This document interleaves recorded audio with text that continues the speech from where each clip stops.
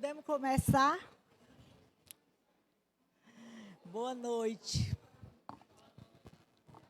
Mais uma vez, muito obrigada pela presença de vocês.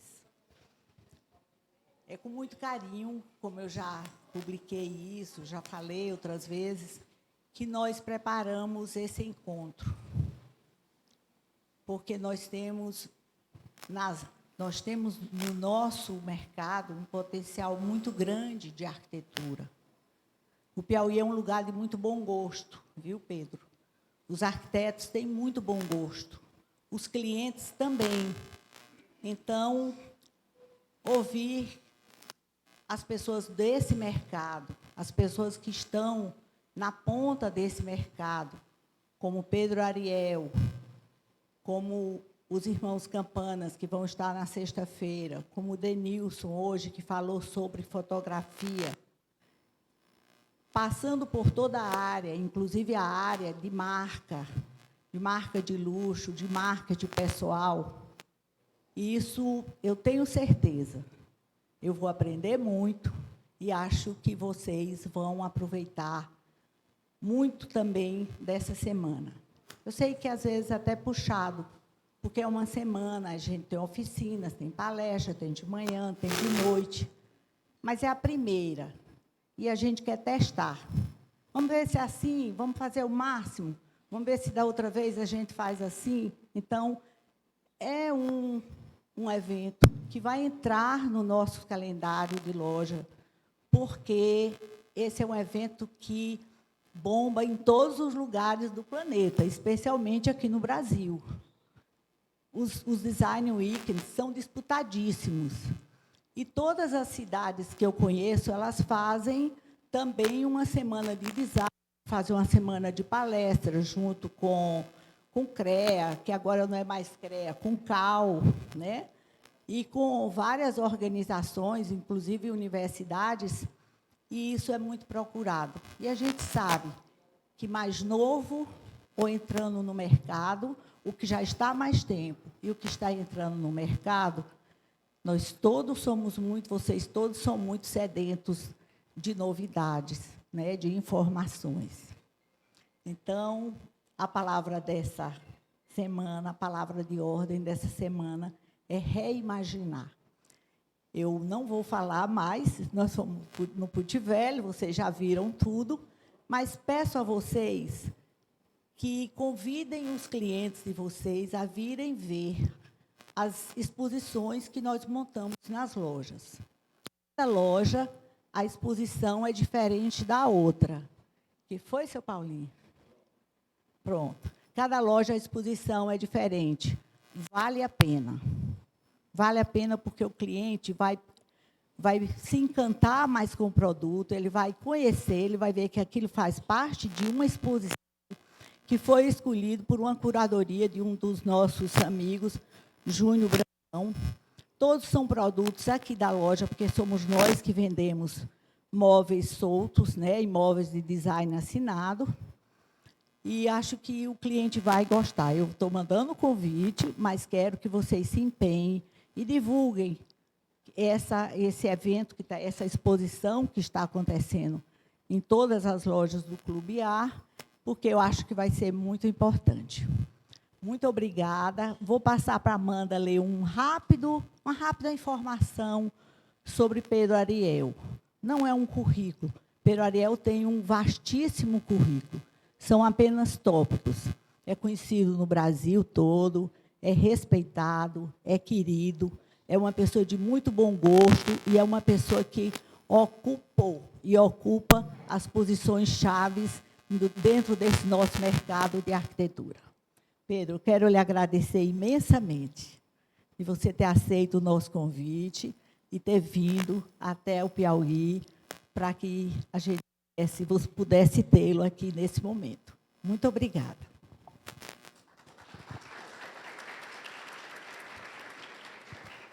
Boa noite. Primeiramente, agradecer a presença de todos aqui na nossa casa. E como a dona Bizé falou, eu vou ler um pouco da história, né, da trajetória do Pedro Ariel.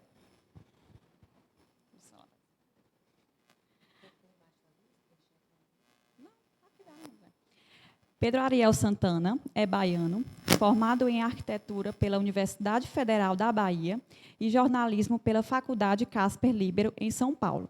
Depois de passar por alguns dos melhores escritórios de design de interiores da capital paulista, trabalhou por 18 anos na editora Abril, na qual foi diretor da redação da revista Casa Cláudia, de 2010 a 2014. Organizou vários livros, entre eles Artesãos do Brasil e Design Brasil, 101 anos de história, e foi curador de exposições de design e arte em São Paulo e Milão. Foi curador da Semana de Design de São Paulo entre os anos de 2012 e 2014. Desde 2014, exerce o cargo de diretor de conteúdo e relacionamento da Casa Cor. É autor de 4 livros da série A Grande Beleza e do livro A Casa Original. E agora eu vou passar a palavra para o grande Pedro Ariel, né? Alô? Está funcionando?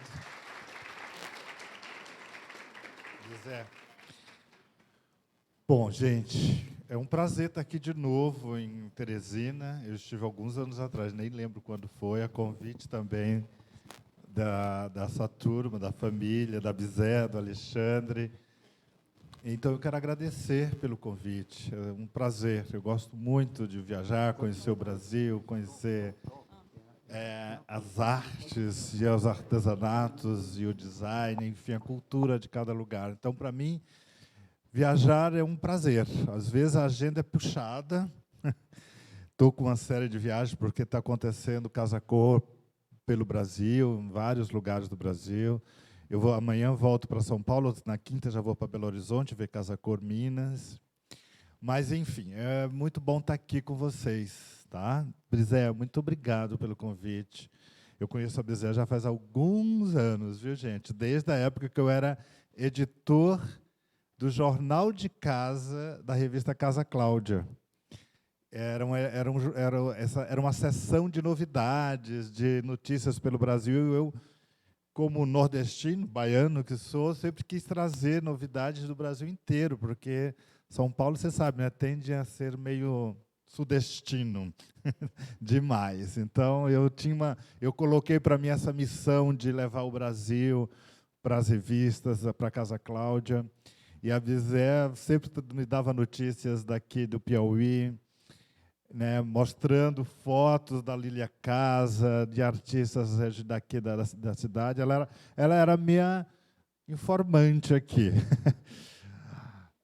Faz muito tempo isso, né, Bizé? Uns 20 anos. Eu conheci alguns artistas, alguns que eu conheço e mantenho relação até hoje, como a Fátima Campos, através da Bizé.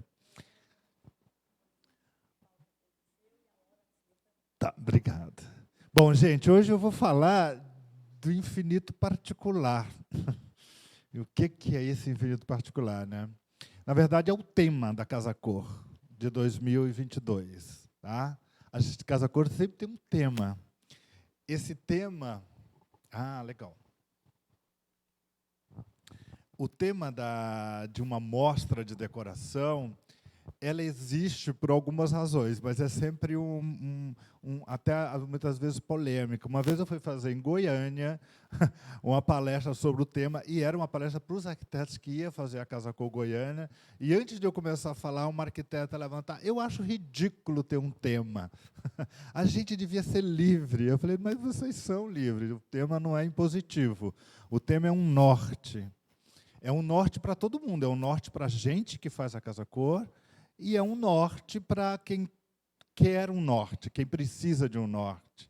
Porque a ideia é trazer as grandes questões do momento, da contemporaneidade, e pensar essas questões. E quando eu falo questões, é questões geral, não é só de arquitetura, não. Nem de morar, nem da casa. Vocês vão ver aí. Aliás, hoje eu vou falar de muita coisa, de arquitetura só um pouquinho. Mas é para fazer os arquitetos de Casa Cor refletirem sobre essas grandes questões. Por quê? Porque a arquitetura não está isenta dessas questões, ela não está à parte.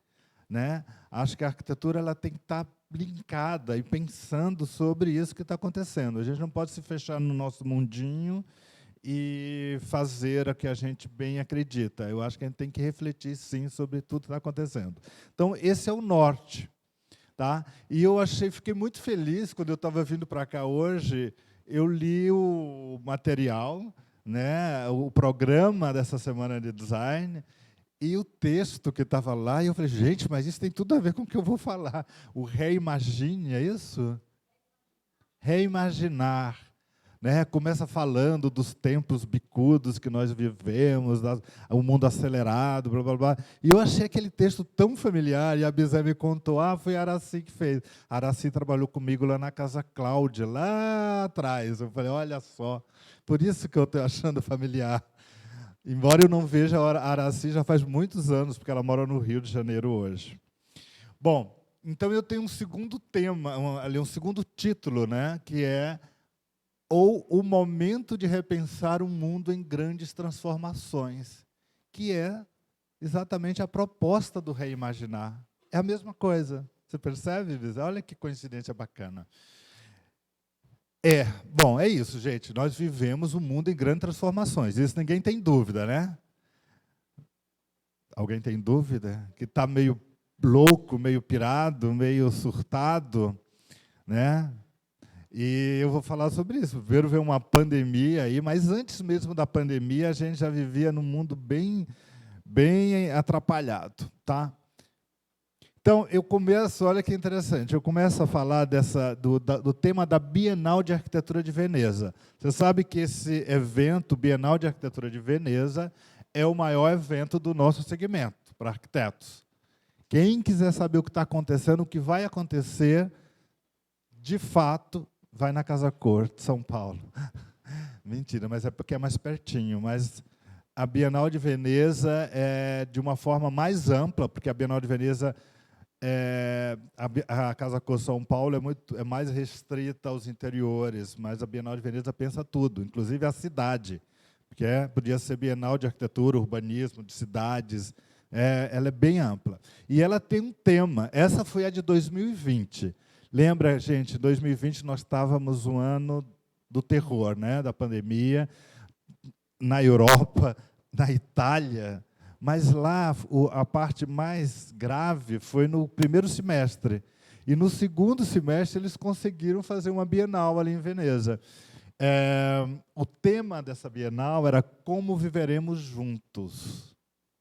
Um tema aberto, poético. E nós nos inspiramos um pouco nele para falar do infinito particular. O curador foi o Hashim Sarkis, que era um arquiteto libanês. Aqui já tem uma primeira novidade.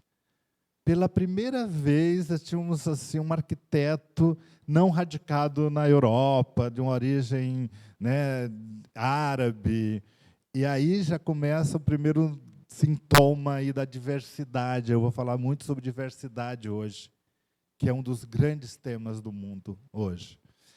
Então, tem um trechinho ali da explicação do Sarkis, que ele fala o seguinte: muitas são as razões que nos levaram inicialmente a fazer essa pergunta. A pergunta é, como viveremos juntos?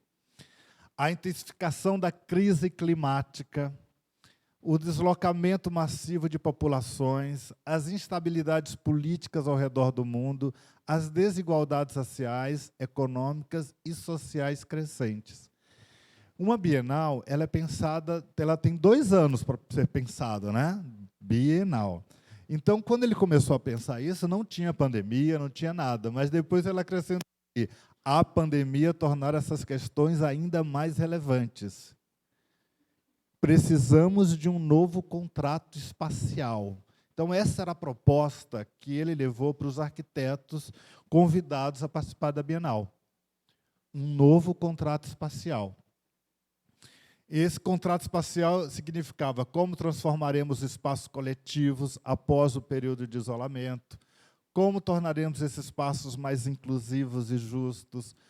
Inclusivos e justos, também presta atenção que eu vou falar bastante sobre isso. Inclusão e justiça social. Como construiremos ambientes resilientes em face das mudanças climáticas? Como nossas casas acolherão os novos jeitos de viver? Essas eram as perguntas que foi passada para os arquitetos que participaram da Bienal. Bom, naquele primeiro momento de pandemia, eu acho que vale lembrar, criou-se uma discussão sobre a cidade versus o campo, né? Muita gente, por conta do isolamento e por conta do home office, do trabalho virtual, se mudou para casa de campo, para casa de praia. Ninguém quis ficar, quem podia, né, não queria ficar na cidade, porque para que a cidade se você não pode se relacionar, conviver, né? Mas isso a gente percebeu que primeiro, era muito restrito a uma pequena parte da população, e segundo, foi só uma reação de primeiro momento à pandemia, né? E aí eu vi, na hora que eu estava pesquisando, essa pesquisa, gente, para definir o tema de 2022, ela começa no segundo semestre de 2021. Então, ali, naquele momento, eu vi uma chamada para uma masterclass, né, a aula master, do Norman Foster, que é aquele grande arquiteto inglês, aquele arquiteto que faz aqueles edifícios supositórios lá de Londres e outros tantos. E o Norman Foster ele falou uma frase nessa aula que eu peguei, está ali, ó. Historicamente, as cidades renascem mais fortes e melhores depois das crises. Será preciso reciclar os edifícios de escritórios que foram abandonados e ficaram obsoletos com a pandemia. Mas essa é uma oportunidade para criar moradia acessível e ampliar a diversidade de atividades na mesma região.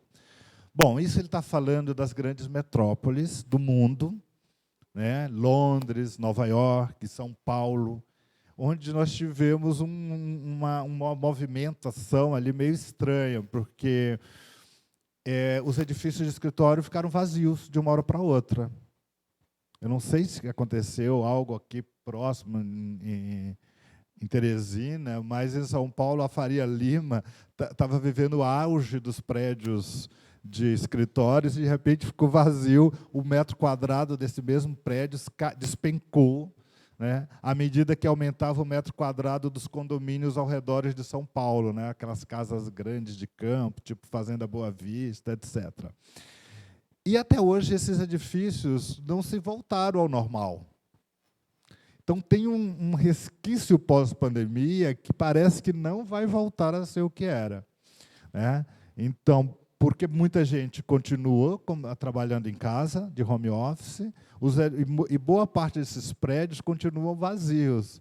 E isso foi interessante porque isso ajudou a Casa Cor a tomar a decisão de fazer uma mostra de decoração, a nossa mostra de São Paulo, num edifício que estava meio abandonado, né, que é o edifício Conjunto Nacional, um prédio icônico, modernista, dos anos 50, maravilhoso, que tem uma relação importantíssima com essa cidade, mas que tinha principalmente a área que Casa Cor ocupa. Eu sei que vários de vocês já foram lá ver a mostra, alguns já me disseram aqui. São 10 mil metros quadrados que estavam fechados há 10 anos, pagando um IPTU absurdo, sem uso, porque o último uso tinha sido um call center, né? Então, e isso tem que ser repensado, né? Bom, a primeira grande questão é a questão aí que eu falei, a questão urbana, que foi, digamos, ficou mais grave durante a pandemia, nesse pós-pandemia, né? A ocupação das cidades.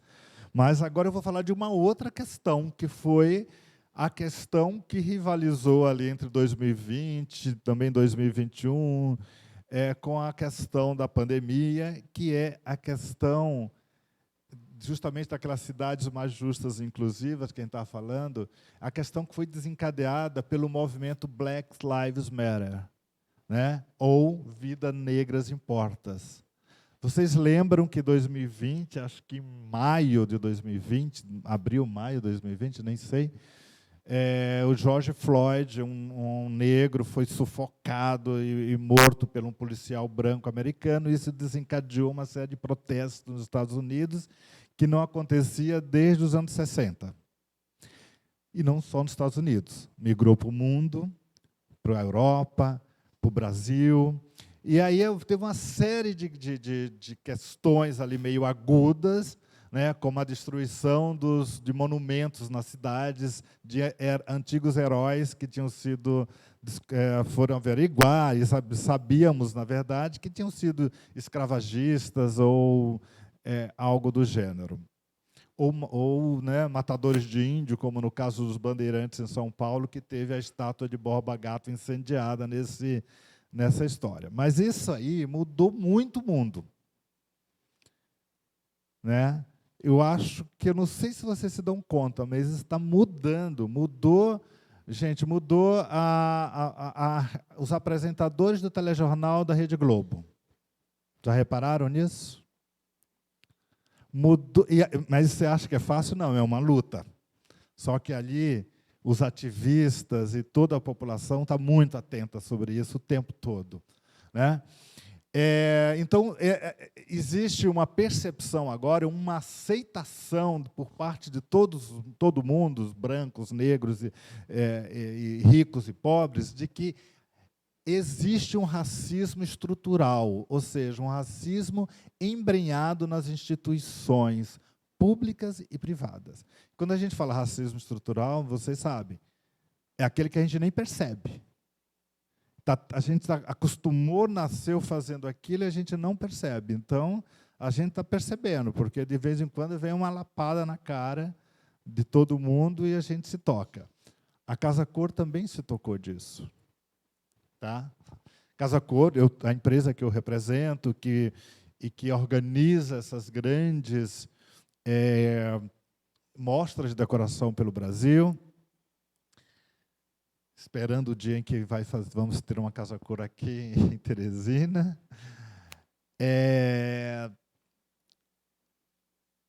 A Casa Cor mudou os donos. A Casa Cor pertence ao Grupo Abril. A Grupo Abril foi vendido para novos donos, né? Saiu a família Stivita, entrou um grupo de empresários cariocas. E, ano passado, eles criaram um comitê curatorial de Casa Cor, do qual eu faço parte. Somos 8 pessoas. 4 dessas 8 são novas, estão entrando na Casa Cor e não eram da área. E 4 que já faziam a Casa Cor há alguns anos. E o presidente da Abril chegou e perguntou para a gente: quantos arquitetos negros temos na Casa Cor São Paulo? Nenhum. Como assim nenhum? Nenhum. Então, corram atrás. Então, era uma coisa que não passava pela nossa cabeça, porque Casa Cor é aberto, não era uma questão de racismo, mas talvez de racismo estrutural, mas talvez das contingências do mundo. Né? São poucos mesmo os arquitetos negros no Brasil. Ainda é uma profissão muito elitizada e feita para a própria elite, enfim. E aí a gente foi pesquisar, corremos atrás do que estava acontecendo no mundo. Aí nos deparamos com uma questão chamada urbanismo negro, que é a formação de grupos de arquitetos urbanistas negros que se organizam em comunidades nos Estados Unidos, em algumas cidades, como Chicago, como Los Angeles, como Nova York, e eles começaram a tomar medidas, ou propor medidas ao poder público a partir da comunidade. Então, era a primeira vez que a gente estava vendo essas medidas urbanísticas não nascerem de cima para baixo, mas nascerem da comunidade, a partir dessa perspectiva da população negra. Outro movimento chamado Black Space, que atua na mesma linha. Mas o mais interessante, que a gente descobriu isso ainda no ano passado, chama Africa Futures Institute. É uma instituição de ensino e pesquisa em Gana, que reúne os arquitetos conscientes das questões da África e da diáspora negra. Gana é um país africano. Ela é comandada por uma arquiteta chamada Leslie Loco, uma arquiteta negra, filha de mãe ganense e um pai escocês.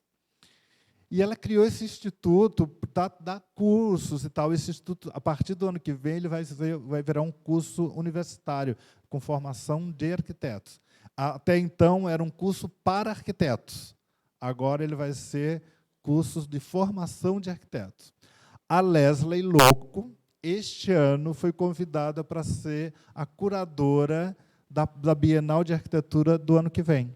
Este ano não, na verdade, desde o ano passado. É que eu só descobri esse ano, porque eles fizeram, em maio deste ano, eles fizeram uma coletiva de imprensa para anunciar a Bienal de Arquitetura. E essa mulher, uma africana de Gana, mentira, gente, ela nasceu na Escócia, tá? Ela estudou na Escócia, foi para Gana por conta da origem da mãe e criou esse instituto. E ela já lançou o tema para a Bienal da Arquitetura do ano que vem, que chama Laboratório do Futuro. E ela fala que esse laboratório, né, são experiências, ela fala que esse laboratório é a África, né? E por duas razões ela cita. Uma, porque a África tem a população mais jovem do mundo, né? Percentualmente falando, né? São países majoritariamente jovens, então o futuro está ali. Não na Europa, mas. E também porque ela fala que as cidades africanas elas têm um ritmo de crescimento muito mais acelerado do que as outras cidades do mundo. Então, são experiências, é o laboratório vivo ali, né? Bom, aqui eu vou mostrar um exemplo de um trabalho que a gente já estava fazendo na Casa Cor, mas que aceleramos mais, que tem a ver com essa responsabilidade social e tudo mais. Na verdade, a gente descobriu, numa Bienal, você sabe que São Paulo também tem uma Bienal de Arquitetura, né? Numa Bienal de Arquitetura de São Paulo, eu fui chamado para participar de uma mesa redonda, onde eu encontrei essa moça chamada Esther Carro, é uma arquiteta negra, filha de uma empregada doméstica que mora numa comunidade, uma favela, chamada Jardim Colombo, que faz parte da Grande Paraisópolis, que é a segunda maior favela de São Paulo. E ela apresentou o trabalho que ela faz lá, e que foi um tapa na minha cara, porque era uma outra perspectiva da arquitetura, né? Eu que fiz Casa Cláudia e que trabalhei com Arthur Casas, Léo Chet, mas sempre fazendo interiores para uma. Ela fazia um trabalho da arquitetura na favela dela, que era melhorar as casas da comunidade, principalmente aquelas que não tinham mais detonadas por questões de saúde, como agora me faltam os termos, saneamento, não tinha ventilação, e no inverno São Paulo é bem rigoroso, e as pessoas sofriam. Então, ela fazia um trabalho disso. E ela mostrou isso na Bienal de São Paulo, Bienal de Arquitetura de São Paulo. Isso foi em 2019.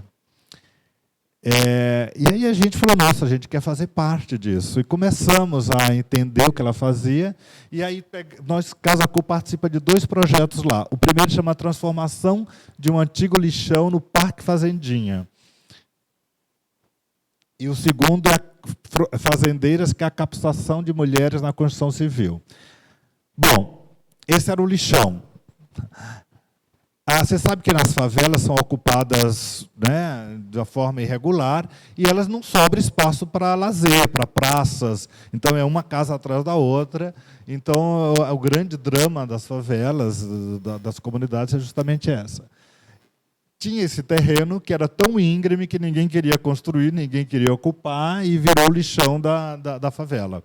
Ela criou um projeto de transformar isso num parque, criando esses platôs, né, usando pneus como contenção, e fazendo isso devagar, com a ajuda de ONGs, da comunidade. Casa Cor começou a participar. Esse está em obra ainda, isso não sei quando que vai terminar, mas esse é o projeto final da Esther. Um trabalho incrível. O outro que eu falei, que são as fazendeiras que a Casa Cor participa, ela nasceu durante a pandemia, quando muitas mulheres da favela perderam emprego, porque eram, em geral, empregadas domésticas e foram dispensadas, e ela criou um curso de capacitação dessas mulheres para a construção civil, né, para pintura, para assentar azulejo, para pisos, etc. E a Casa Cor usa esse trabalho, essa mão de obra, em parceria com a Coral. A Coral treinou ela para que essas mulheres para fazer as pinturas especiais dos ambientes de Casa Cor. Então, esse é o momento aí dessa diversidade, desse movimento negro, mas não só. Eu diria que são das populações que foram silenciadas, oprimidas por conta da colonização, que é o que nós chamamos de movimento decolonial. Esse movimento decolonial é muito forte nas artes. No mundo da arte contemporânea, só tem um tema, é o decolonial. Tá? É a arte dos negros, dos índios, dos trans, das pessoas trans, das pessoas que foram marginalizadas, silenciadas durante todo esse processo. Tá? A Bienal de São Paulo do ano passado, Bienal de Artes agora, foi calcada nesse tema. Ela tinha, inclusive, o tema da Bienal era Faz Escuro, mas eu canto. Né? Porque falava também desse mundo que vive essa transformação, desse momento difícil, duro, pandemia, crises climáticas, crises políticas, crise social, e ela trazia essa mensagem de esperança, faz escuro, mas eu canto. Aí começou sendo chamada a Bienal da Pandemia, né? Mas depois, quando acabou a Bienal, as pessoas passaram a referir, os jornalistas, quando eu falo as pessoas, é a mídia, né? Chamam como a Bienal Indígena. Por quê? Pela primeira vez, eles tinham um curador indígena, que é o Jaider Esbel. Aliás, essa coisa de curadores, isso no mundo inteiro já está acontecendo, no São Paulo também. Alguns museus do mundo, o MASP, tem um curador chamado Adriano Pedroso, que é um cara que entende de arte, um homem branco, mas ele tem uma curadora mulher negra e tem uma curadora mulher indígena. A indígena pediu demissão recentemente por uma questão aí que tiraram umas fotos do movimento Sem Terra e ela protestou. É tenso o negócio. Essa coisa não é simples assim, vamos botar um curador indígena e está resolvido o problema. Não, é tenso. Jaider Esbel foi um dos curadores, co-curadores, e ele era responsável por trazer artistas indígenas. E a arte dele também. E ele foi o grande artista dessa Bienal. Não sei se vocês viram, logo na Bienal de São Paulo, acontece no prédio da Bienal, no Parque do Ibirapuera, tem um lago ali na entrada, e essas obras estavam lá. Essas cobras, que não são cobras para os indígenas, são entidades. Né? Aqui, eram 12 telas, eu separei terras chamadas A Guerra dos Camainés. Eram telas gigantes que estavam na Bienal, que traziam a realidade espiritual dos indígenas. São espíritos. Né? Os camainés são os espíritos da floresta, os espíritos que tomam conta, faz parte da religiosidade do indígena. E o Jaider, eu vi uma entrevista dele, ele falou assim, a história da arte ocidental, como a gente conhece até hoje, é basicamente baseada no catolicismo, no cristianismo, né? Rafael, Michelangelo, Caravaggio e tantos outros artistas pintaram os temas religiosos e, por isso, a história ocidental da arte. Ele fez assim, com nós indígenas também, porque arte e espiritualidade é muito ligado. A arte é quase uma manifestação espiritual. Né? Então, é muito comum esse trabalho também dos indígenas, só que é outra religião, é outra forma de crença, de espiritualidade. E é isso que é o movimento decolonial, gente.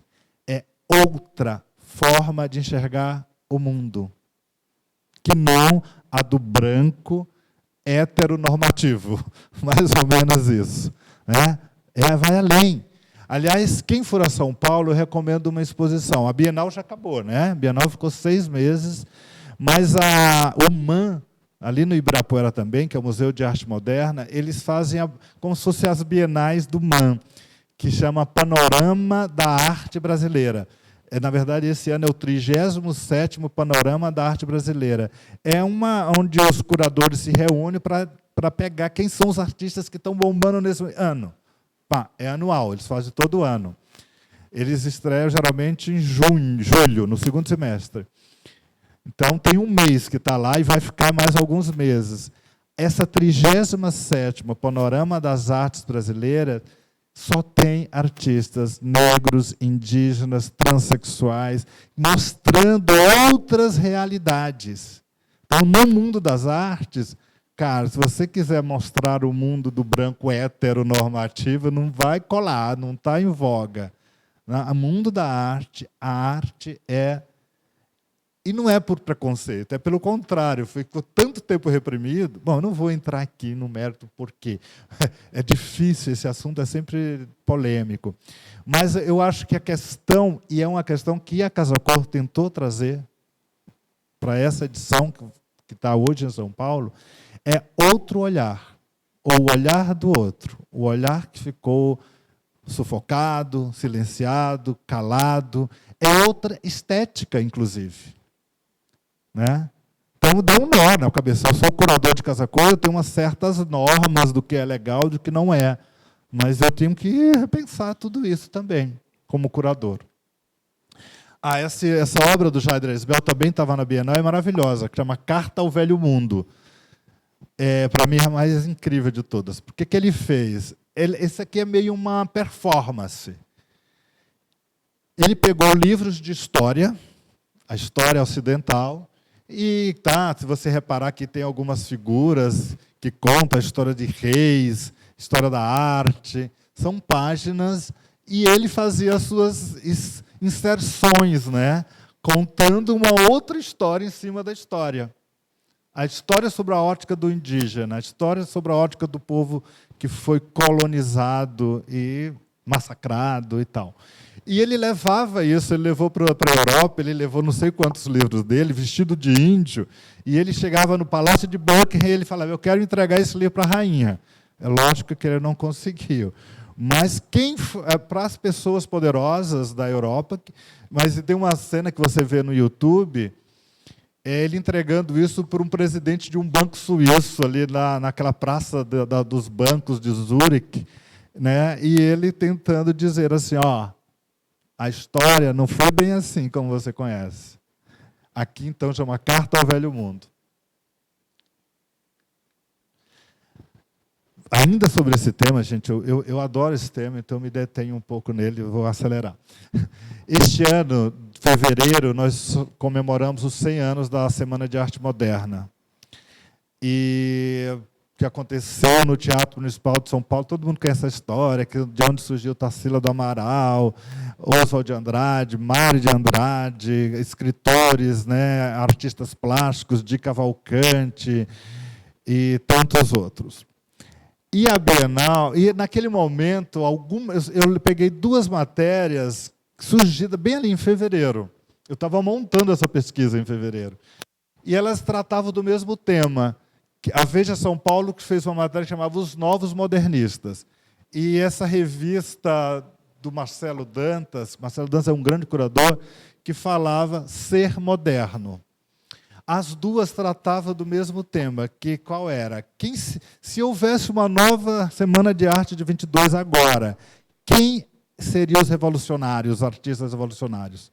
Porque a Semana de Arte de 22 mudou a arte no Brasil, porque trouxe uma perspectiva moderna há 100 anos atrás, né, onde rompeu a arte acadêmica tradicional, né, com a arte dos malucos da época, que no fundo eram todos brancos, ricos da elite paulistana que foram estudar na Europa e que trouxeram as ideias novas de lá para cá.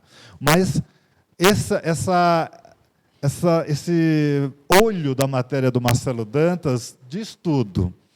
Ser moderno significa, hoje, ser inclusivo, a favor da diversidade, bioagradável, antirracista, periférico, é o denominador mínimo para ser moderno e consciente.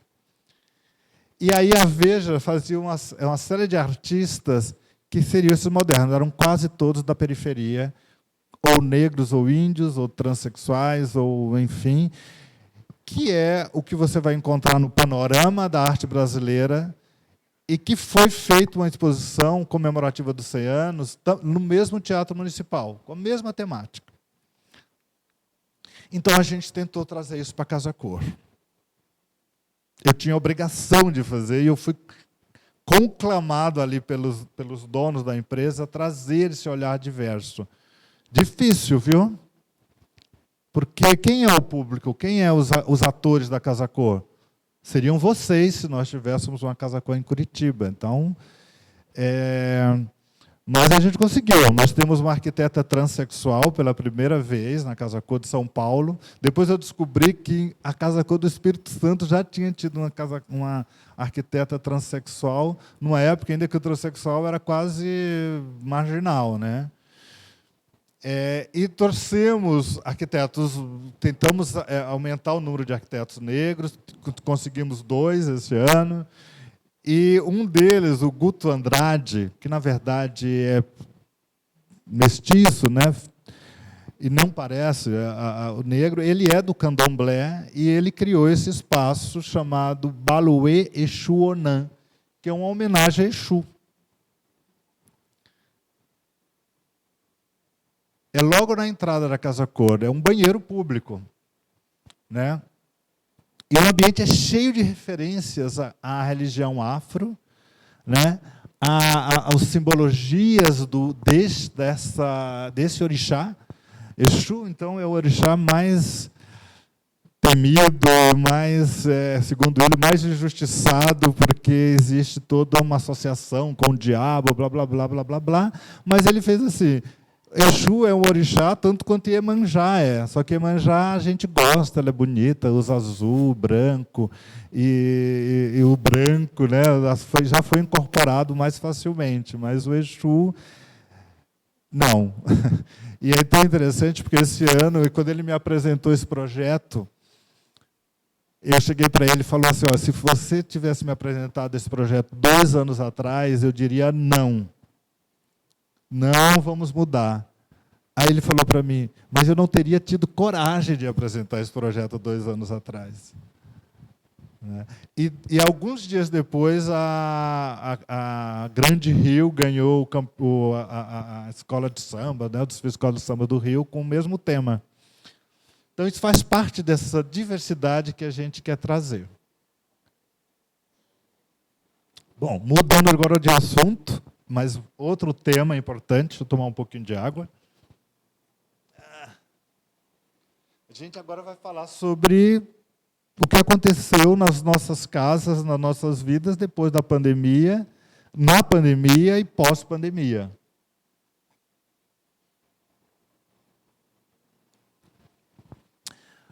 A pandemia forçadamente nos obrigou a ter casas híbridas e flexíveis, né? Casa de uma hora para outra virou casa escritório, casa escola, casa creche, casa academia, casa cinema, casa restaurante, casa bar, casa ateliê, já que a vida, todas as nossas atividades tinham que acontecer dentro de casa. Foi um excelente exercício, né? Duro, mas a gente exercitou, a gente se virou com isso.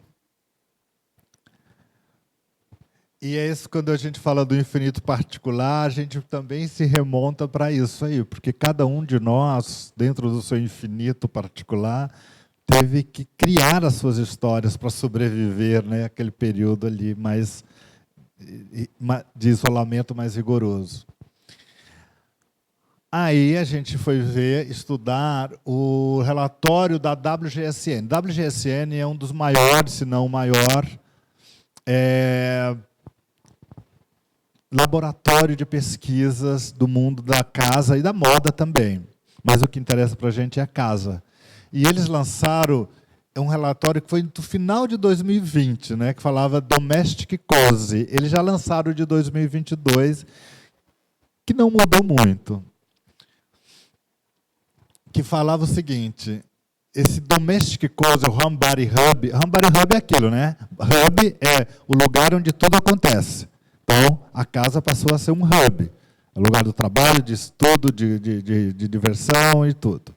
Então, e aí criou-se uma estética que o WGSN chama de Domestic Cozy. E aí tem duas frases aqui que eu tirei do relatório, que é legal, porque elas falam o seguinte: estes eram movimentos importantes para o mercado de interiores antes do cenário do isolamento social, pois sinalizavam a preferência do consumidor pela comodidade das atividades do dia a dia dentro de casa. Ou seja, já existia esse movimento das pessoas, esse desejo das pessoas trabalharem mais em casa, de viver mais em casa, fazer mais atividades em casa, como um desejo. A pandemia forçou isso. Ao longo da pandemia, tais comportamentos se concretizaram e os moradores perceberam que gostariam de mantê-los em nome da convivência e segurança. A verdade é que muito desse movimento, principalmente o home office, continua e forte. Eu, por exemplo, trabalho em casa. Agora não, porque Casa Cor no ar, eu viajo muito e temos uma Casa Cor acontecendo, mas o escritório Casa Cor que nós tínhamos não tem mais. A própria Abril, que é a dona da Casa Cor, nos chamou, todos os nossos funcionários, e nós tivemos que assinar um novo contrato de trabalho, porque muda o contrato de trabalho, né, para quem trabalha em casa. Porque agora a gente não tem mais que bater cartão ou dar satisfação de onde você está e que hora você está. Você só tem que... Mudou a relação. Você tem que apresentar e entregar o seu trabalho, né? E isso é perceptível lá, né, numa cidade como São Paulo. Por exemplo, o número de escritórios que ficaram vazios e quando os prédios de escritórios, quando voltaram, as empresas voltaram para 20%, 30% do espaço que ocupavam antes, porque preferiu manter os seus funcionários em casa, como é o caso da própria Casa Cor. Ou o trânsito de São Paulo, hoje, ele é 75% do que era antes da pandemia. Esse é o lado bom. Não sei se vocês perceberam isso, mas melhorou muito. Aí a gente vê, o próprio relatório da WGSN fala de cronotopia, que cronotopia é um termo usado para cidades. As cidades que têm ruas ou avenidas que têm uso diferente de acordo com os dias da semana, como a própria Avenida Paulista. A cronotopia dentro de casa significa um espaço que de manhã serve para fazer ginástica, depois ele passa a ser a sala de TV ou o escritório, né? Ou a mesa de jantar, que é mesa de jantar, mas é escritório. Então, são atividades para organizar todas as atividades que a casa comporta, que tem ser dividida por tempo. Isso é interessante porque implica, inclusive, na mudança do design de produtos. A gente tem uma mesa lá na Casa Cor, deste ano, que seria uma mesa de jantar, que já vem com as tomadas, como a mesa de escritório vem, né? Então, ela tem cara de mesa de jantar, mas tem uma régua que esconde tomadas, né? Então, ela é curva, ela tem a mesa abaulada, mas tem esse duplo uso. Nomadismo digital também foi um fenômeno que ocorreu, foi acelerado com a pandemia, que também ocorre, vai ocorrer, está acontecendo, que é justamente isso. Bom, se eu trabalho, se eu não trabalho mais no escritório, eu trabalho em casa, a minha casa pode ser em qualquer lugar, certo?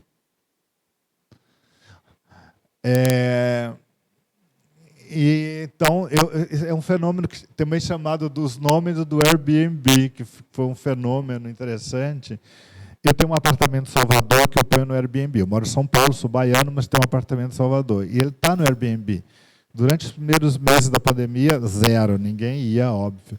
Depois começou a aparecer um público diferente, não era mais aquele público que ia fazer turismo em Salvador, até porque ele estava meio fechado, mas que ia trabalhar.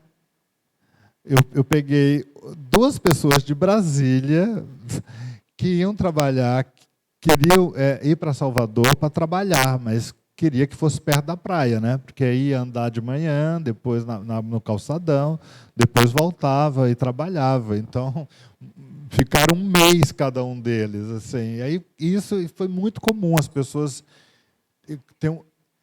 Tem uma amiga minha que mudou para Ubatuba na pandemia e não voltou para São Paulo. E ela disse que Ubatuba teve um boom na pandemia. E outras cidades, assim, principalmente litoral, de praia, ou de fazenda, de campo, de montanha, que teve uma explosão assim, de uma hora para outra, por conta desse nomadismo. Aí eu lembrei desse ateliê Bohal, que é de 2016, muito antes da pandemia, mas que trazia já alguma coisa da pandemia. Esse ateliê, chamado Ateliê Bohal, na verdade, é o nome do escritório, né? Que é japonês, formado por 2 arquitetos japoneses. E ele tinha esse Tanada Terrace Office, que era essa cabana, numa região próxima de Tóquio, e era uma região chamada de Kamanuma, e o nome da cabana chama Rice Field Office. Na verdade, o que é? Essa Kamanuma é uma região próxima a Tóquio, onde era a tradição da colheita do arroz. Essa tradição estava se perdendo.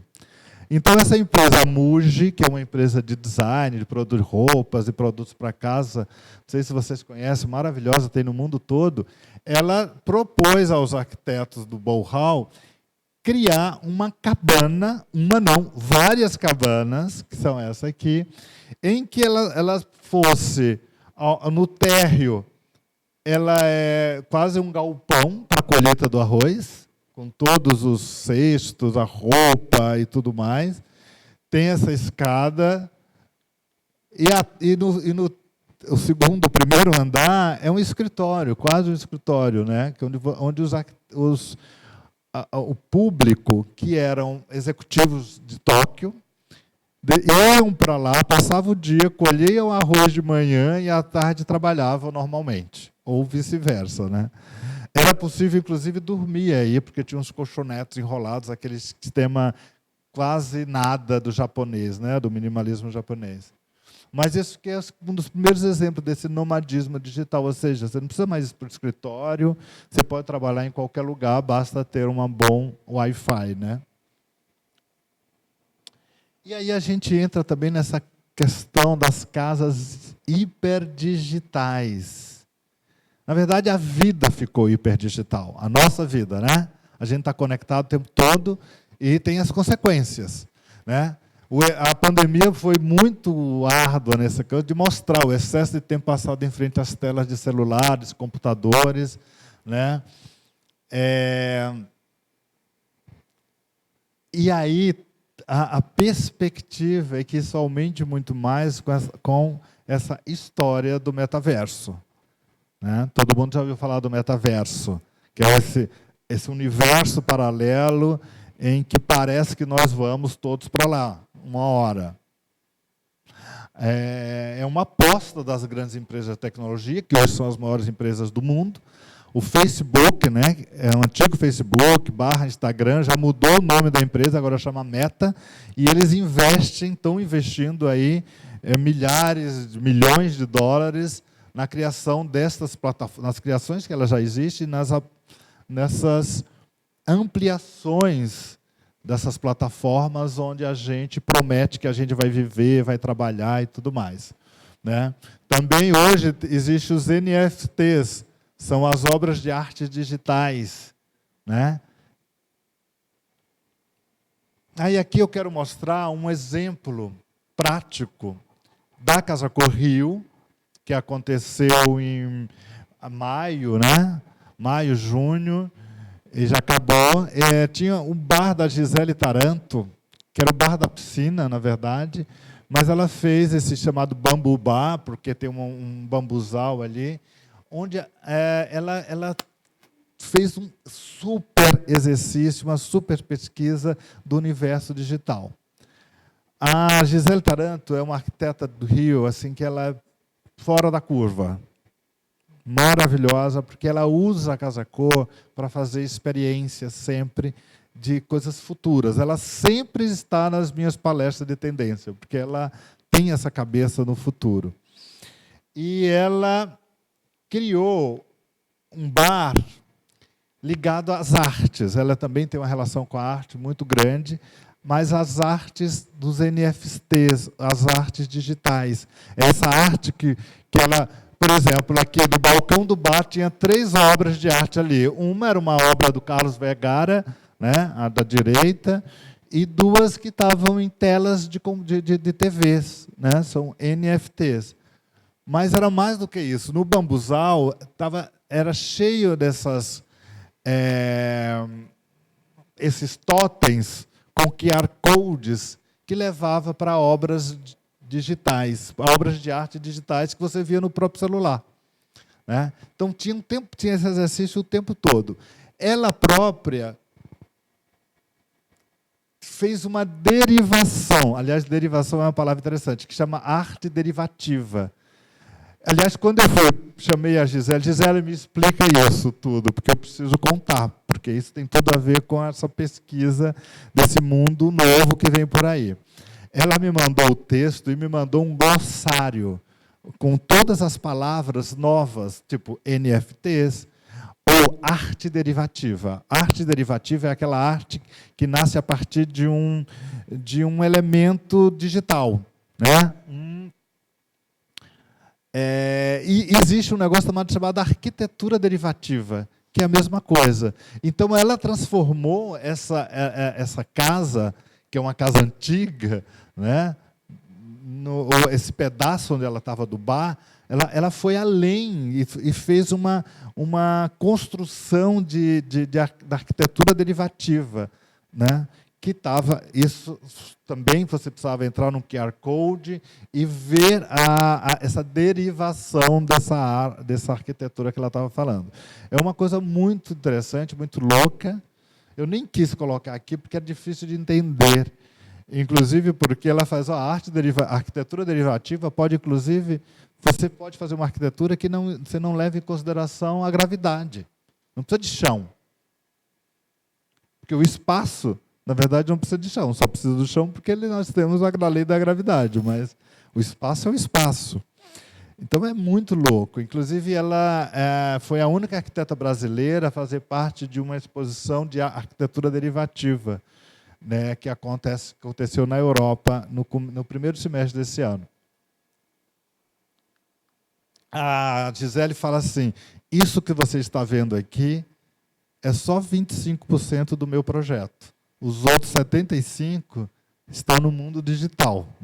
Você tem que entrar ou por QR Codes, ou por NFTs, ou fazer algum outro tipo de pesquisa X para entender tudo o que eu fiz aqui. Bom, aí é muito louco, porque esse excesso de conexão, de tempo diante do computador, diante dos tablets, diante das coisas, leva a gente a um estresse digital, né? E aí é muito interessante porque a própria tecnologia lançou alguns aplicativos para você sair ou você desligar um pouco desse estresse digital, né? Como esses aplicativos, esse Headspace Calm, que você faz yoga, que você medita e tudo mais. E tem alguns, como Offscreen, Forest Sempre, que você controla o seu tempo nas redes sociais. Pois é. Mas o Zuckerberg falou que todo esse tempo que a gente passa nas redes sociais hoje, que é bastante, entre os jovens, tem uma pesquisa entre os jovens de até 30 anos, a média no Brasil é de 7 a 8 horas nas redes sociais. Seria 7 a 8 horas de trabalho, né? E aí, por isso que eles apostam no metaverso, porque o metaverso você vai poder... Tudo bem, tem muita gente que trabalha nas redes sociais, não é verdade? As redes sociais estão mudando. Vocês já repararam como o Instagram mudou?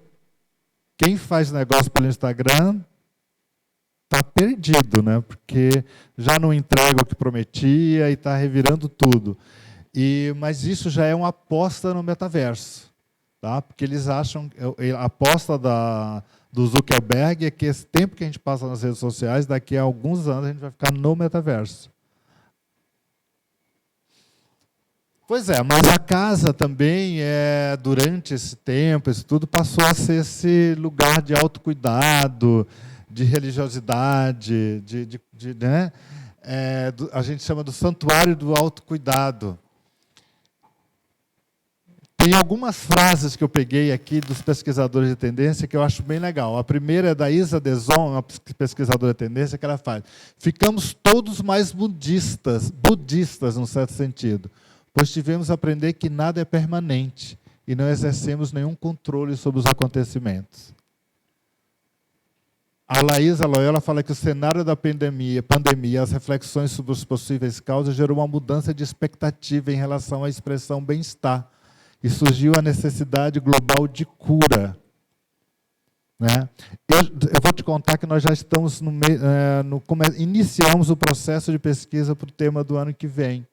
E a palavra cura, cuidado, é muito forte. Talvez venha algo por aí, tá? Como uma solução, né? Para essas. Aliás, a gente ouviu muito o termo: o mundo está doente. Né? E aí, tudo isso, vem uma guerra, né, que enlouqueceu mais as coisas ainda, que disparou a inflação, disparou o preço da gasolina, disparou o preço dos alimentos, e do mundo inteiro, gente. Disparou o preço das viagens também, ficou bem louco. Aí tem uma outra coisa que não é só religiosidade, esse cuidar da casa e cuidar de si e do outro. Cozinhar, assar o próprio pão, cuidar do jardim, praticar yoga. Tudo isso foram coisas que aconteceram muito forte durante a pandemia, mas que permanecem de alguma forma, até hoje. Né? Esse cuidado, essa coisa de se permanecer em casa. Uma das coisas que a gente está percebendo na pesquisa já para o ano que vem é 2022, ou o fim da pandemia, que não aconteceu, de certa forma ela continua, parecia ser o ano da glória, das festas, agora acabou tudo, e não é bem assim, né? Acho que veio uma guerra aí, bagunçou com tudo, e essa pandemia que não acabou totalmente, outras doenças virais, outros vírus, né? Agora tem varíola do macaco, ou monkeypox, né? Enfim, tudo isso, a inflação, as crises políticas, tudo isso deixou a gente ainda ressabiado, a gente está ressabiado, e deve continuar ainda esse uso, essa permanência dentro de casa, né? Todos esses cuidados que a gente aprendeu a fazer na pandemia, e esse exercício forçado que foi a pandemia deve continuar por outras razões, mas ainda como uma ressaca de tudo que aconteceu em 2020 e 2021. Né? E aí eu tenho algumas coisas, essa reconexão com o sagrado também sempre apareceu nessa pesquisa de tendências. Eu gosto muito, eu vou pular aqui, eu vou falar essa reconexão com a terra e a reconexão com o sagrado, que poderia ser a mesma coisa. Tem uma frase do Kengo Kuma, né, que estava também numa das aulas dessa masterclass. O Kengo Kuma deu uma dessas aulas e ele falou o seguinte: acredito que os moradores... Kengo Kuma, desculpa, é um arquiteto japonês, incrível. Tem uma obra dele, a Japan House, lá na Avenida Paulista, em São Paulo. Acho que não sei se vocês já viram, mas ele é um dos grandes arquitetos do momento. E ele fala o seguinte: acredito que os moradores começarão a deixar as grandes cidades e se dispersar em diversas pequenas bases. Seria ideal se todo mundo pudesse montar pequenas bases em diferentes localizações e se mudar de uma para outra conforme a estação do ano. tem a ver com o nomadismo digital, né? Agora a sua casa pode ser em qualquer lugar, mas tem a ver com essa coisa das casas afinadas com a natureza, né? Então, eu vou adiantar essas pequenas células que o Kengo Kuma fala, é chamada de tiny house, que é a grande moda, a grande explosão que aconteceu no ano passado, este ano ainda continua, essa onda das tiny house. Tiny house significa casa minúscula, né? Casa mínima. Tem a ver com a folga para o campo, tem a ver ainda com essas questões do desejo do contato com a natureza. Aliás, eu abri com essa casa, porque ela fica no meio de uma fazenda na Austrália. Né? Linda. Aí eu peguei essa. Vocês já ouviram falar desse altar.br, que é uma espécie de Airbnb de lugares exóticos, com tiny houses, né? E eles têm alguma na represa, tem várias casas, algumas casas dessas em represas nos arredores de São Paulo, ali em Sorocaba, em Biúna. Mas ele também é inspirado nessas casas, sempre de lugares minúsculos, de lugares exóticos, como essa aqui, nessa praia. É um Airbnb, né? Você entra pelo site e reserva, e pode passar um fim de semana ou 2. Mas eu vou voltar aqui um pouquinho, porque tem a ver com essa pesquisa dessa Wunderman Thompson, que fez um relatório ano passado,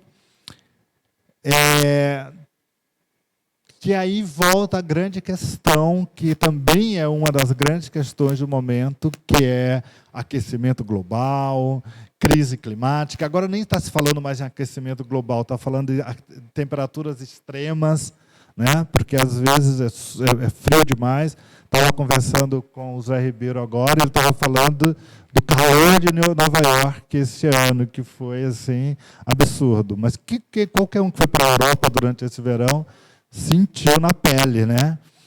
Estava insuportável, né? 40 graus em Londres, que é uma das cidades mais frias do mundo. Bom, esse relatório ele conta o seguinte. Aliás, eu peguei de uma matéria da revista The Economist, de julho do ano passado. E eles abriram-se com essa frase: no mundo 3 graus centígrados mais quente, não existe lugar seguro. O mundo ainda não está a 3 graus centígrados mais quente, está 1,5 grau apenas, assim, na média. Mas diz que daqui a 2, 3 anos nós vamos estar a 3 graus centígrados. E aí as projeções são absurdas. Diz que até 2060 esse mundo vai ficar insuportável e a gente não vai conseguir, não sei se a humanidade sobreviverá. Essas são as coisas mais trágicas, né? Mas é muito interessante porque já existe essa consciência por parte dessa geração mais jovem de que roubaram o nosso futuro. Parecia que estava tudo certo, agora o mundo está ficando bacana, está mais seguro, está isso, está aquilo. Só que, por conta das temperaturas extremadas, do calor extremo ou do frio extremo, pode faltar comida, pode faltar um monte de coisa. Por exemplo, 3 graus centígrados mais caro indica que o mundo, a Europa, que não tinha ar-condicionado, vai quintuplicar o número de ar-condicionado nas casas. Isso significa aumentar em enésima potência o consumo de energia. Isso significa que pode voltar àquela energia suja que a gente estava perdendo. A Alemanha, hoje, vive um drama terrível. Não só por conta disso, mas por causa da guerra da Ucrânia, que cortou o gás de lá, e o inverno deles está chegando.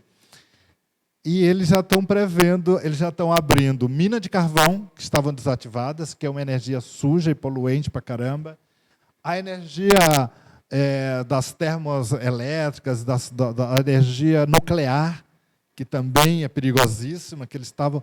Quer dizer, o mundo está meio louco nessa questão. Isto é gravíssimo. Bom, mas diante disso tudo, esse relatório disse que é o seguinte: a pandemia fez emergir um sentimento de afinidade do homem com a natureza. Tá? A natureza do homem e do planeta estão interligadas. A gente sempre soube disso, mas as pessoas não tinham consciência, não tinham vivido na pele isso. Agora, por conta da pandemia e por conta desse aquecimento louco, a gente está percebendo isso. Né?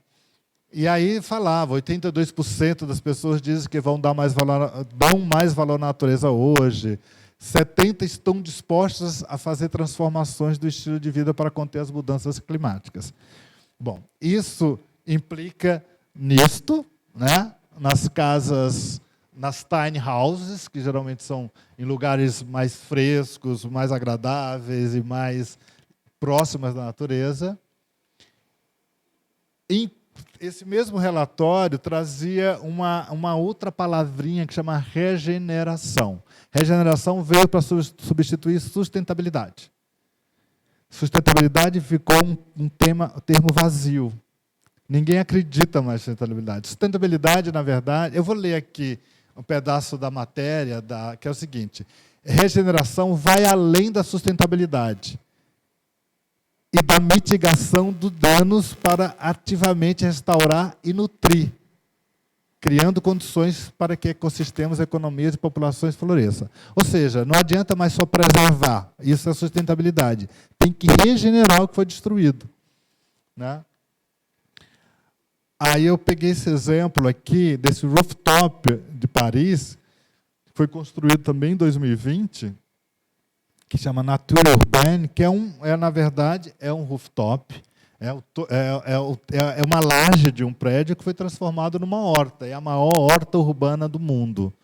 Né? Então, isso é o exemplo. Essa ideia das hortas urbanas não é nova. Singapura, pelo menos os tetos de edifícios verdes, Singapura, outros países da Ásia já tem até leis, né, mas não como hortas e para ajudar a diminuir a fome ou a questão da sustentabilidade, da comida, da alimentação saudável. Tudo isso são correntes que a gente está tentando correndo atrás do prejuízo. Né? Bom, gente, acho que eu falei dos grandes temas que instigam o nosso infinito particular. Aí a pergunta, por que infinito particular? De onde se tirou depois de tudo isso? O infinito particular é o seguinte: quando a gente levantou esses temas, a gente viu que a situação é tão dramática, né, e que não existe uma resposta ainda, e não existe uma resposta única. Então, quando a gente lança um tema infinito particular, dentro de uma casa-cor, a gente está convocando os arquitetos a buscarem ou a mostrarem as suas respostas.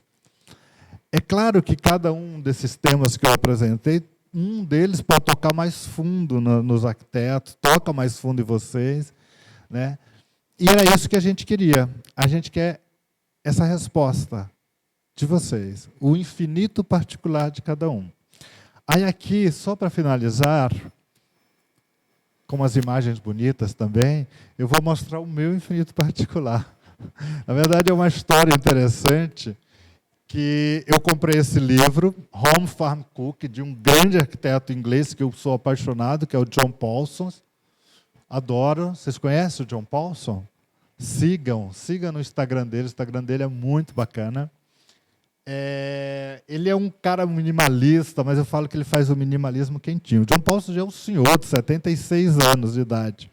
E ele lançou esse livro ano passado. E quando eu vi no Amazon que ele tinha lançado, eu comprei, mas era um pré-lançamento. Esse livro só chegou 4 meses depois, e era um momento que eu estava fazendo uma pesquisa do meu livro que eu lancei ano passado, chamava A Casa Original. E eu achei que tinha tudo a ver com a casa original, que a casa original é a casa ancestral, né? Tem a ver com a casa de fazenda, tem a ver com tudo isso. E essa casa de fazenda... Na verdade, eu só não percebi muito que o nome Home Farm Cooking é casa de fazenda, é cozinhando na casa da fazenda. É mais ou menos isso. E o livro, quando eu abri, quando chegou o livro, foi uma decepção, porque era um livro de receita. Inclusive, ele assina com a mulher dele, John Paulson e Catherine Paulson. Então, tem até fotos da casa de fazenda, que eu vou mostrar, maravilhosa, que eu já tinha visto algumas fotos desse no Instagram dele, mas as fotos da casa de fazenda são pequenininhas, e as fotos dos pratos desse tamanho, e tem a receita mesmo do prato. Não. Mas depois eu fui ler, né, em inglês, eu sou meio lento para ler inglês, tenho um pouco de preguiça, mas a história é muito legal, né? Ele conta a história que foi antes mesmo da pandemia, ele também estava com esse desejo de sair de Londres ou ter uma casa fora de Londres, e ele saiu pelo campo pesquisando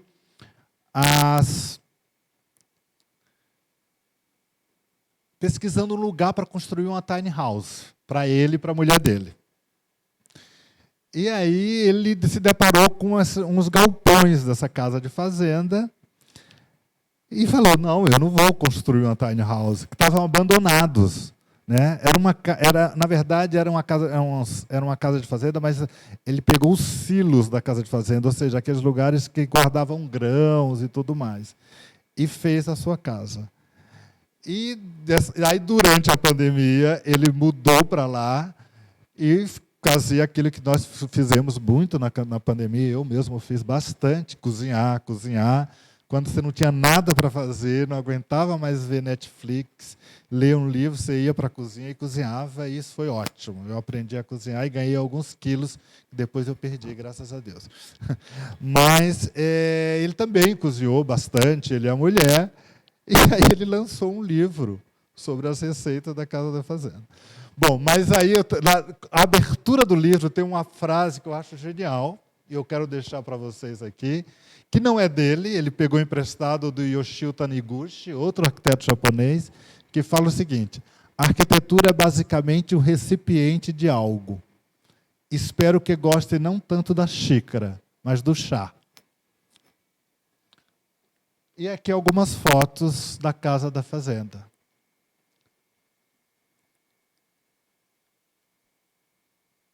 Como eu te falei, ele é super minimalista. Ele gosta dessa coisa luz e sombra, mas é um minimalismo quentinho, é do essencial. Ele não fala minimalista, ele odeia a palavra minimalista. De chamar ele minimalista, ele fala que ele é essencial.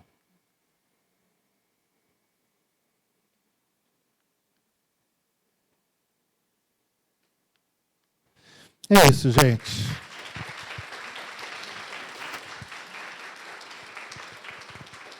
Acho que eu me estendi demais, não sei nem se vai abrir para perguntas, mas se alguém quiser falar, comentar, fica à vontade. Fala, João.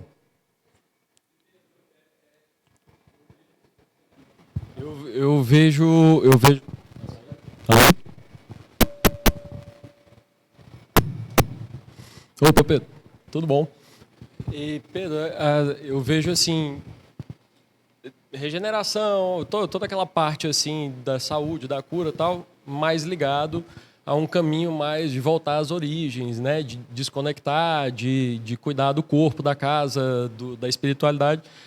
Mas ao mesmo tempo tem também essa tendência muito forte dessa história do metaverso, né, das compras online que subiram estupidamente, né, do home office, enfim, tudo que depende da tecnologia, do que ela proporciona.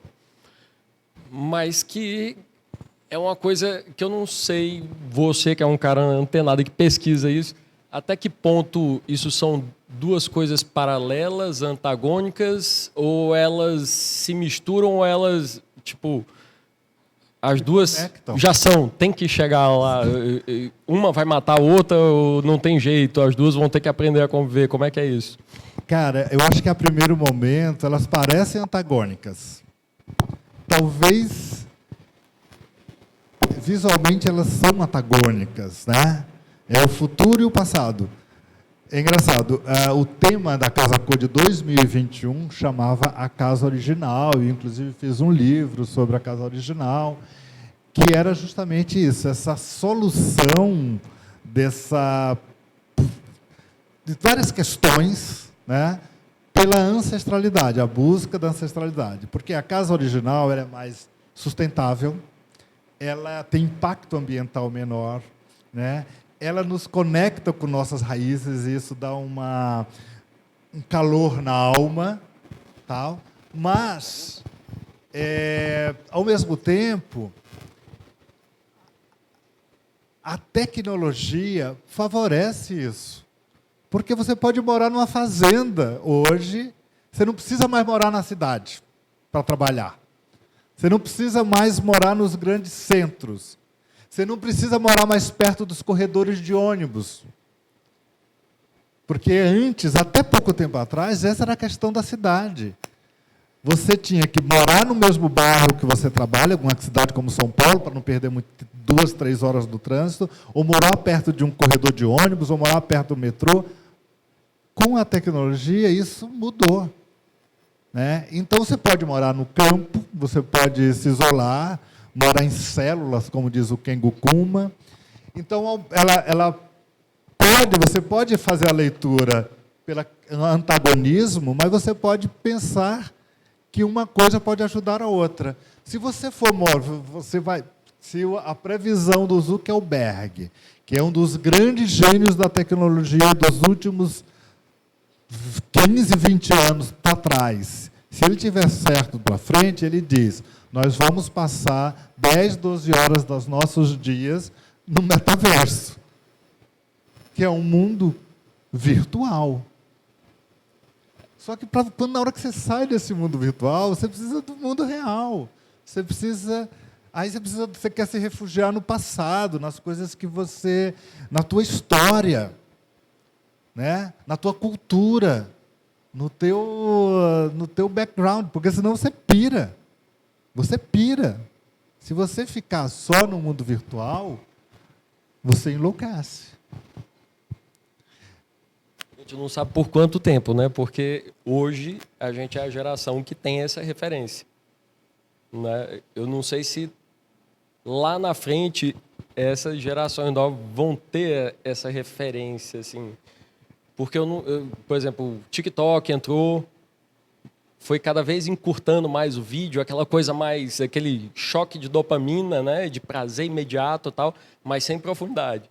Então, assim, na pandemia, eu entrava no YouTube para ver um vídeo de 1 hora de uma receita, de uma coisa, como fazer você mesmo, né, DIY e tal.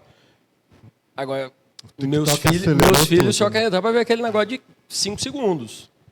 Se botar 20 minutos, ele já acha chato. Sim, 5 segundos. Mas quantos minutos eles passam? Porque é um vídeo atrás do outro, um puxa o outro, um puxa o outro, um puxa o outro, e não tem fim nunca mais, né? Eu tenho medo de entrar na...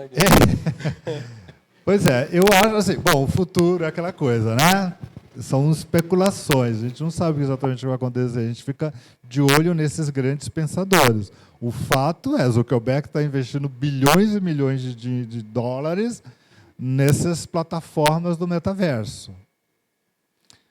Mas, ao mesmo tempo, gente, como é bom você largar todo esse mundo digital e alugar aquela cabaninha lá no meio da serra, ou no meio de uma represa, e só ficar olhando a natureza. E tudo bem, tem um Wi-Fi ali para você... Mas eu acho que uma coisa alimenta a outra. Então, acho que você pode fazer as duas leituras. Elas são antagônicas, mas elas são simbióticas também, se você olhar por esse lado. Eu acho.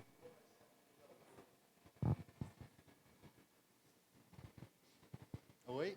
2 pessoas levantaram a mão. Você primeiro, que eu vi você primeiro. Desculpa.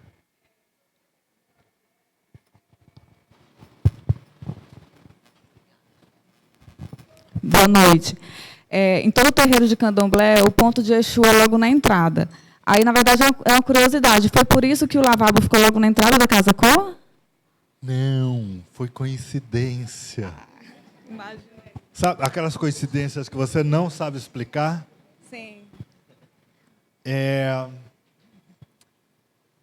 esse rapaz que fez a Casa Cor, fez o banheiro logo na entrada, o banheiro do Exu na Casa Cor, logo na entrada.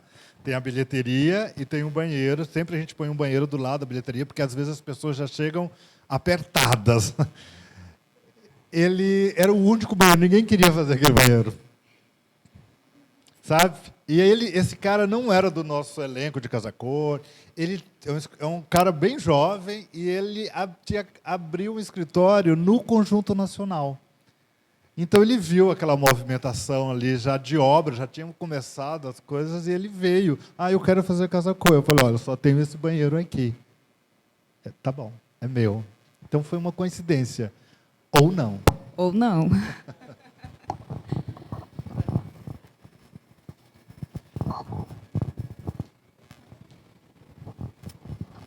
Boa noite. A minha pergunta meio que tem duas partes. A primeira parte poderia dizer que a pandemia mudou o comportamento das pessoas para levar a tudo isso que a gente viu hoje, ou ela mais acelerou uma tendência que já vinha de antes? Como mostrou que a Bienal de Veneza, o tema já vinha trazendo tudo aquilo, e ele disse, e como a pandemia reforçou isso?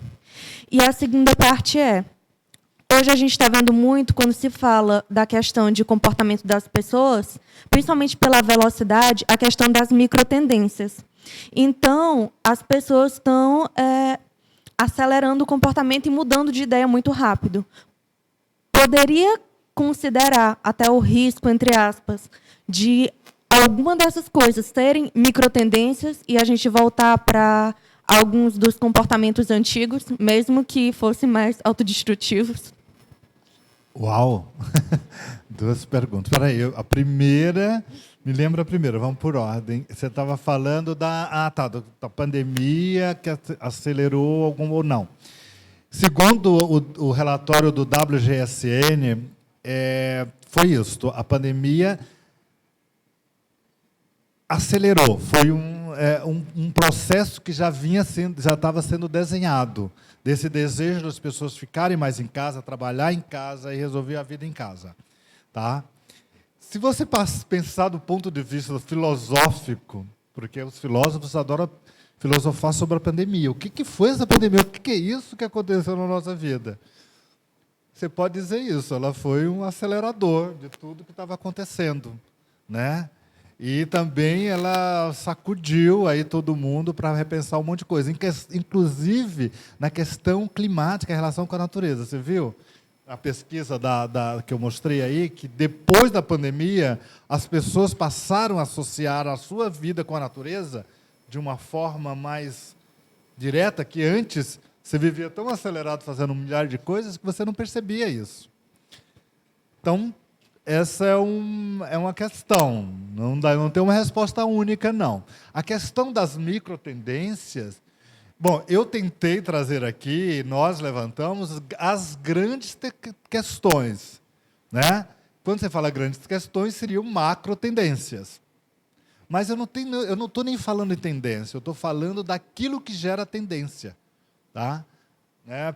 Então, quando eu trouxe a questão da diversidade, do movimento Black Lives Matter ou do movimento decolonial, isso é uma realidade, não é exatamente uma tendência. As tendências nascem dessa realidade, ou desse movimento. Ou quando você fala da crise climática, ou quando você fala da hiperconectividade e do metaverso, isso não são tendências, são os grandes movimentos do mundo. As tendências nascem daí.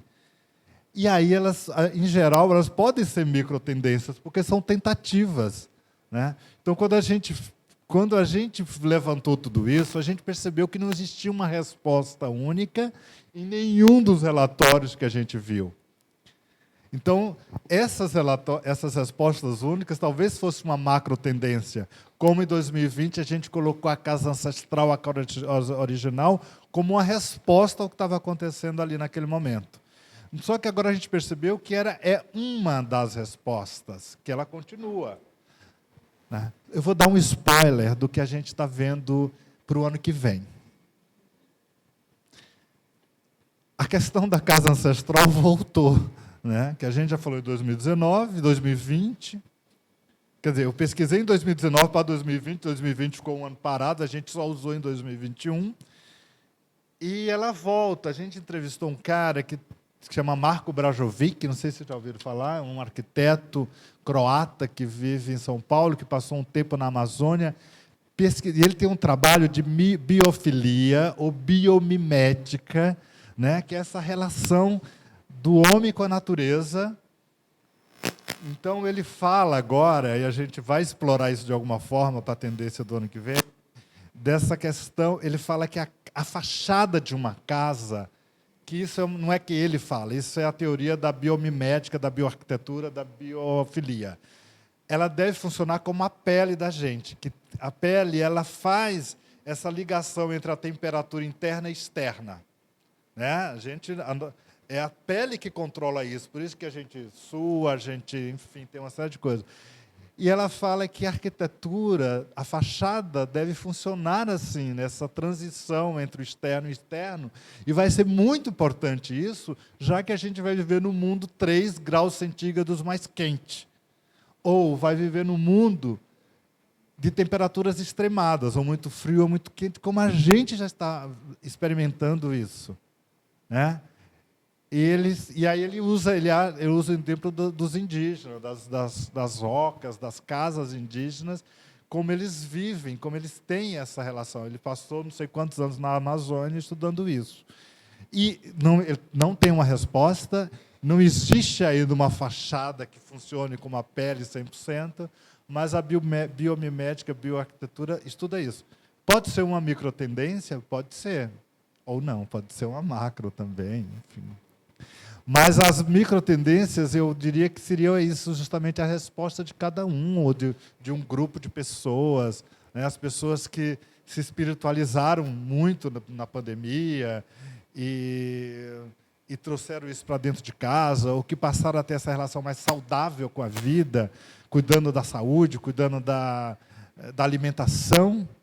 A alimentação saudável é uma microtendência? Talvez. Acho que sim. Respondi ou compliquei mais? Foi bem esclarecedor e, ao mesmo tempo, muita coisa para se pensar. Mas eu acho que essa palestra é justamente para isso, gente. Muito obrigada. É para pensar. É para se pensar. Essa é a ideia. E a ideia do tema também é fazer os arquitetos pensarem na hora de retrazer os seus infinitos particulares nos seus ambientes de casa-cor. Obrigada. Quem esperava aqui ver as tendências da próxima a cor do ano, o revestimento, está frustrado, né? Mais alguém, gente? Bom, então, Bizé, por favor. Mais uma vez, muito obrigado a vocês pelo tempo, por estarem atentos. Eu senti uma plateia muito atenta aqui, Bizé. Muito obrigado, mais uma vez, pelo convite e a oportunidade de falar aqui para vocês.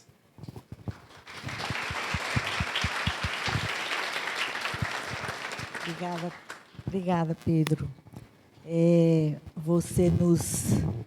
Você nos faz repensar as coisas, né? Com essas notícias. Você nos fez repensar as coisas. Que essa semana é exatamente isso. As pessoas sabem, todos nós sabemos, mas nós precisamos ouvir de outra pessoa e refletir e repensar o nosso mundo e o momento que nós vivemos. Reimaginar sempre. Muito obrigada a você, Pedro, de todo o coração. Quero que você venha mais para eu lhe mostrar a serra, que você não conhece, a Serra da Capivara. Quero agradecer a vocês todos, de um por um. Meu muito obrigada. E convidá-los a voltar ao buffet, que tem um prato quente para nós. Muito obrigada.